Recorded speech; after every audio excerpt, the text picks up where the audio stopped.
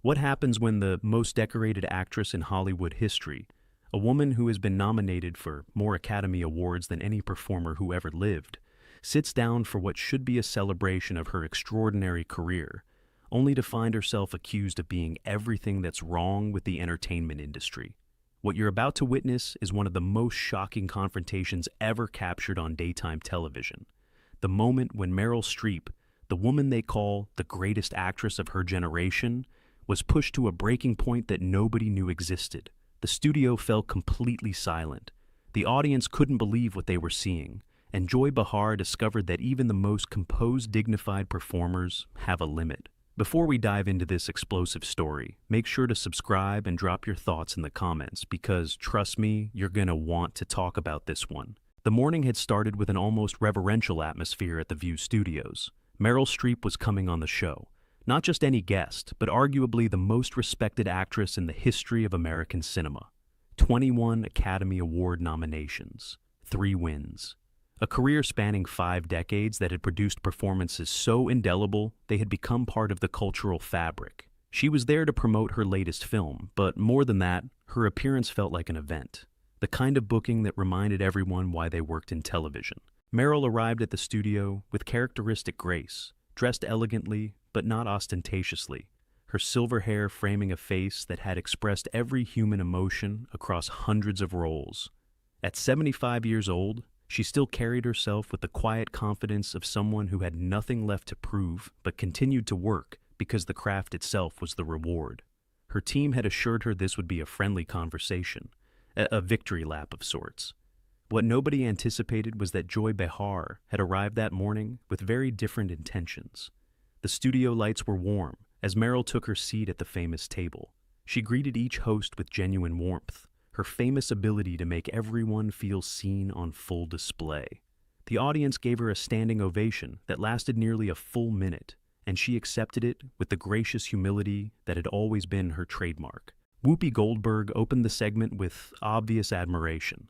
Our next guest is simply the greatest. 21 Oscar nominations, 3 wins, and a body of work that defines what it means to be an artist. Please welcome the incomparable Meryl Streep. The applause continued as Meryl settled into her chair with elegant ease. Thank you so much. What a lovely welcome. I've always enjoyed this show, so it's wonderful to finally be here. Sarah Haynes asked about her latest film, and Meryl spoke thoughtfully about the character, about the director's vision, about the collaborative nature of filmmaking that she still found thrilling after 50 years. She talked about the research she had done, the accent work, the physical transformation, all delivered with the intellectual rigor that had made her the actor's actor. You know, people ask me if it ever gets easier, Meryl said, her voice carrying that distinctive quality that somehow conveyed both warmth and intelligence. And the truth is, it doesn't. Every role is a new challenge. Every character is a new puzzle to solve. That's what keeps me coming back. The day it becomes easy is the day I should probably stop. The audience was captivated. This was the Meryl Streep they had come to see, thoughtful and articulate and utterly committed to her craft. For a few minutes, everything felt exactly as it should.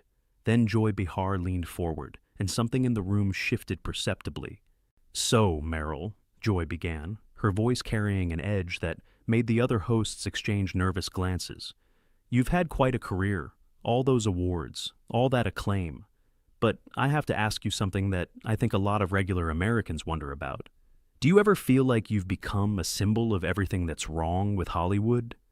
This elite, out-of-touch bubble that lectures the rest of the country about how to think and feel?" The question landed like a thunderclap in the silent studio. The audience shifted uncomfortably. The other hosts looked stunned. Meryl's expression remained composed, but those who knew her well might have noticed a slight tightening around her eyes. "That's quite a question, Joy," Meryl replied, her voice measured and calm. "I'm not sure I understand what you mean by lecturing. I've always tried to use whatever platform I have to speak about things I believe in. I didn't realize that was considered out of touch." Joy wasn't backing down. "Oh, come on. The speeches, the political statements, the constant moralizing about values and empathy while you live in a world that most Americans can't even imagine. Don't you think there's something hypocritical about a woman worth hundreds of millions of dollars telling regular people what they should care about?" The accusation hung in the air like poison. Several audience members shifted in their seats. Sunny Hostin looked like she wanted to intervene immediately. Alyssa Farah Griffin's eyes had gone wide with disbelief at the direction the interview was taking. Meryl took a breath before responding, her famous composure still intact, but clearly being tested. Joy, I grew up in a middle-class family in New Jersey. My father was a pharmaceutical executive, my mother was a commercial artist and homemaker. I went to public school. I worked summer jobs. The success I've had came from decades of hard work and, yes, some luck. But I've never forgotten where I came from. Haven't you, though? Joy pressed, her voice rising slightly. Because, from where I sit, you've become the face of this coastal elite culture that looks down on anyone who doesn't share its values. You accept award after award and use those platforms to preach to the rest of us. And then you're surprised when half the country feels like Hollywood doesn't represent them? The critique was sharp and clearly designed to provoke. Meryl's hands, which had been folded gracefully in her lap, tightened almost imperceptibly. I've never preached to anyone, Meryl said, her voice still controlled, but now carrying a firmer edge. I've shared my perspective, as any citizen has the right to do. If speaking about empathy and kindness and the value of the arts is preaching, then I suppose I'm guilty. But I won't apologize for using my voice. Your voice, Joy repeated with a slight smirk. Yes, let's talk about your voice. You've been very vocal about certain issues over the years. But there's one thing I've always wondered about. All those years working in Hollywood, all those projects, all those powerful people you collaborated with. And you never knew? You never saw anything? You never heard the rumors? The implication was unmistakable. The studio went absolutely silent. Meryl's face, which had maintained its composure throughout, flickered with something that looked like genuine pain. If you're asking what I think you're asking, Joy, Meryl said, her voice dropping to something quieter, but somehow more intense. I'll tell you what I've said before. I was not aware of the extent of what was happening. When I learned the truth, I was as horrified as everyone else. But you worked with him for years, Joy pressed, seemingly determined to push this line of questioning, despite the obvious discomfort it was causing. You accepted awards from him. You called him a god at one point. And we're supposed to believe that you, with your famous attention to detail, your legendary preparation, your ability to inhabit any character, somehow missed what was happening right in front of you? The accusation was brutal in its precision. Meryl's composure finally cracked, just slightly, revealing something raw underneath. What are you suggesting, Joy? Meryl's voice had taken on a quality the audience had never heard before, something harder and more dangerous than her usual measured tones. That I knew and said nothing? That I was complicit in something monstrous? Because if that's what you're implying, you should have the courage to say it directly instead of hiding behind insinuation. The challenge seemed to catch Joy off guard for a moment, but she recovered quickly. I'm not implying anything. I'm asking questions that a lot of people have asked. You were the queen of that world, Meryl. You set the tone. You had the power. And a lot of people wonder why that power wasn't used to protect the people who needed protecting. Meryl stood up from her chair, a movement so unexpected that several people in the front row leaned back instinctively. Her full height, combined with a presence honed over 50 years of commanding stages and screens, suddenly filled the studio in a way that made everyone understand why she was considered the greatest of her generation. How dare you! Meryl's voice was quiet, but carried an authority that silenced everything else in the room. How dare you sit there and suggest that I was somehow responsible for the actions of a predator? Do you have any idea how many women have been blamed for not stopping men who were determined to do harm? Do you understand what you're doing right now by perpetuating that narrative? Joy started to respond, but Meryl wasn't finished. I spent my entire career trying to create opportunities for women. I fought for equal pay before it was fashionable. I championed female directors and writers when the industry ignored them. I used my position to advocate for stories about women, by women, for women. And you want to reduce all of that to questions about what I should have known about one man's crimes? The counterattack was devastating. Joy's smirk had completely disappeared, replaced by something that might have been the beginning of regret. I'm just asking the questions that... Joy began. No, Meryl cut her off, her voice rising for the first time.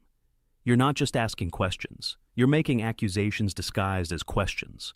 That's what cowards do when they want to destroy someone, but don't want to take responsibility for it. If you think I'm guilty of something, say it plainly. If you don't, then stop poisoning the air with your implications. The studio was electric with tension. The audience sat frozen, witnessing something they had never expected to see. Meryl Streep, the epitome of grace and composure, pushed to genuine anger by an attack on her integrity. Whoopi attempted to intervene. Maybe we should take this in a different direction. But Meryl held up her hand, a gesture that somehow commanded immediate silence. No, Whoopi, I think this needs to be addressed, because what Joy is doing here today isn't journalism.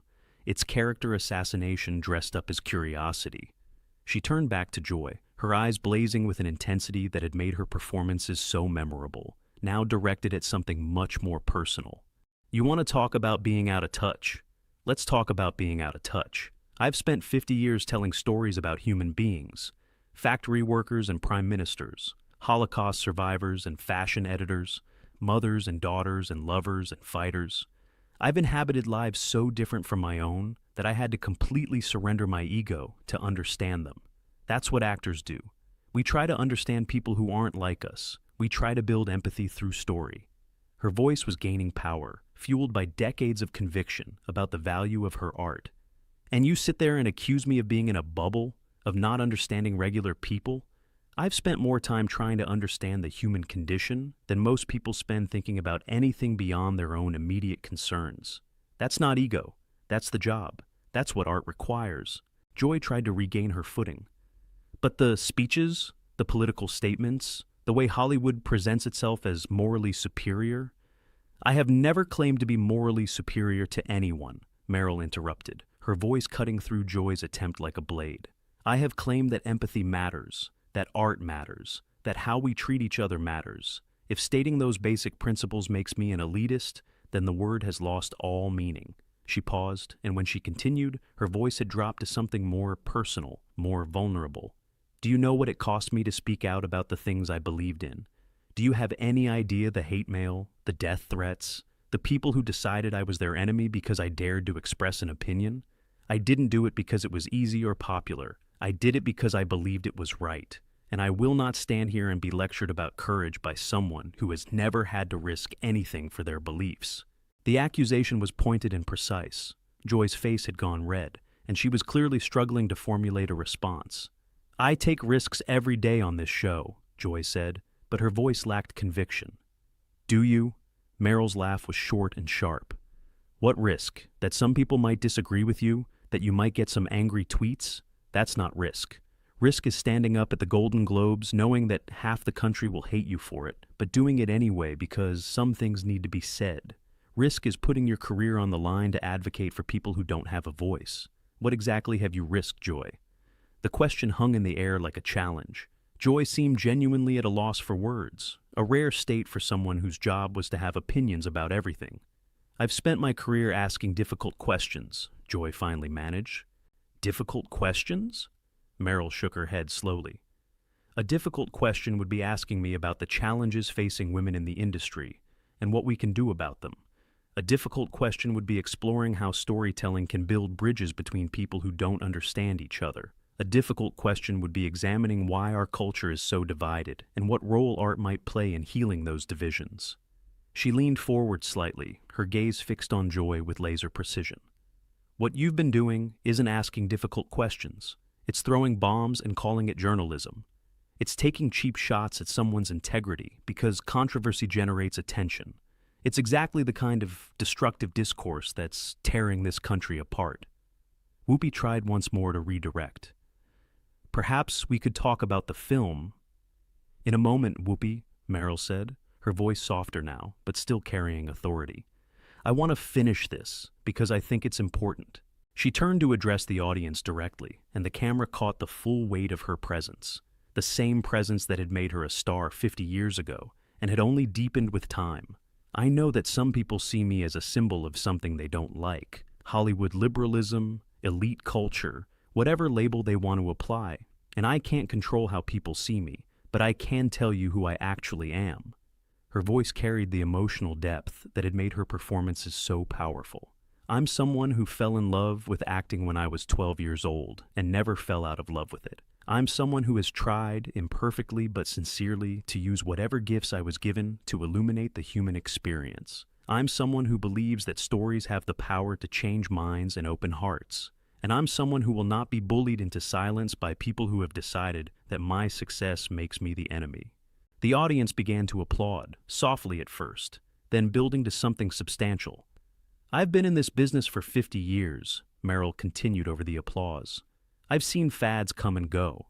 I've watched the culture shift and change and shift again. I've been declared relevant and relevant again more times than I can count.